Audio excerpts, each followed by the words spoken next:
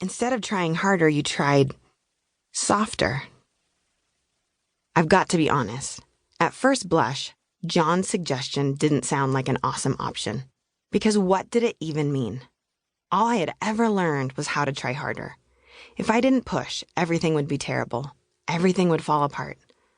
The suggestion that there could be another way made my body feel tense with anger.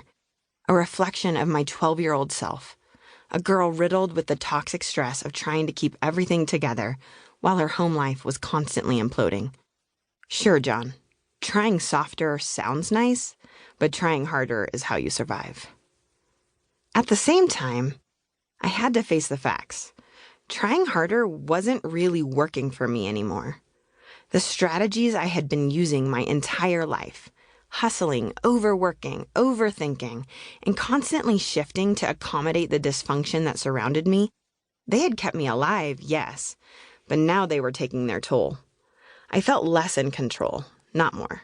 Worse, not better. Weary, not wise. The danger from my past was gone, but the patterns remained, and they were keeping me from being able to be truly present and pay attention to what matters most.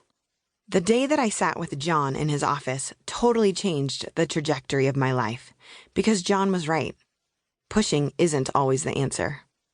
Dear reader, there are times when the best, healthiest, most productive thing we can do is not to try harder, but rather to try softer. To compassionately listen to our needs so we can move through the pain and ultimately life with more gentleness and resilience. Perhaps you too know what it's like to feel overextended, overburdened, and overwrought, desperately clinging to the idea that if you just push hard enough, if you just try a little harder, you'll be able to regain control, soothe your anxious mind, and achieve some measure of success. And if you're anything like me, you may be feeling a little apprehensive. Cool, Aundi, but I'm really busy.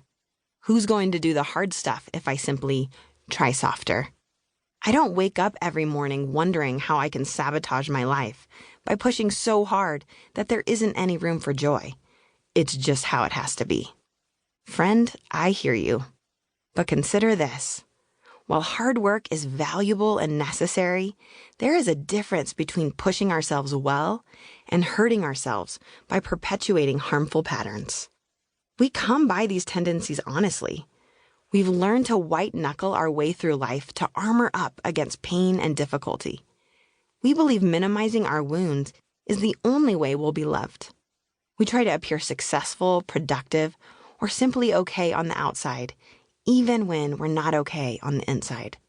Our world overvalues productivity and others' opinions, so we learn to ignore the messages our bodies are giving us through our emotions and physical sensations, and instead push through our pain and pretend we have it all together.